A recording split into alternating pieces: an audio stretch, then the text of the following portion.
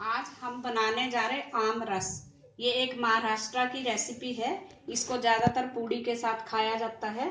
इसके लिए हमें चाहिए 2 आम, थोड़ा सा देसी घी, इलायची पाउडर थोड़ा सा, सौंठ का पाउडर थोड़ा सा और चुटकी भर नमक। आप इसमें चीनी या गुड़ भी डाल सकते हो, लेकिन हम नहीं डाल रहे। आम बहुत मीठे होते हैं, इसलिए अगर आपको ज्यादा मीठा चाहिए तो आप डाल सकते हो। सबसे पहले आम का छिलका उतार लें। आम के हमने छिलका उतार के छोटे छोटे टुकड़े कर लिए। अब इसको हम हैंड ब्लेंडर से ब्लेंड करेंगे। आप मिक्सी में भी चला सकते हो इसको।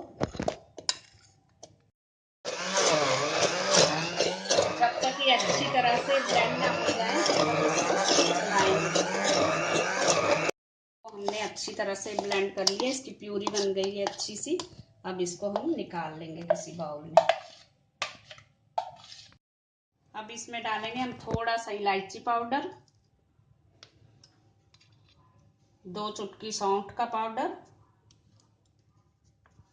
और थोड़ा सा नमक हल्का सा, और देसी घी 1 चम्मच डाल देंगे हम। और इसको अच्छी तरह से मिक्स करेंगे।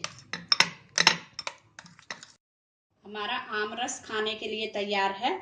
आप इसको पूड़ी के साथ खाइए। अगर आप इसको टेस्ट कर लें, अगर खट्टा लगे तो आप चीनी पाउडर डाल सकते हो उसमें 1 चम्मच। अगर आप तारक मेहता देखते हो सब टीवी में, तो उसमें हमेशा आम रस का जिक्र होता रहता है। आप जरूर ट्राई करें और पूड़ी के साथ खाएं। Thanks for watching. अगर आपने मेरे चैनल को सब्सक्राइब ना किया हो तो प्लीज कर दीजिए। Thank you.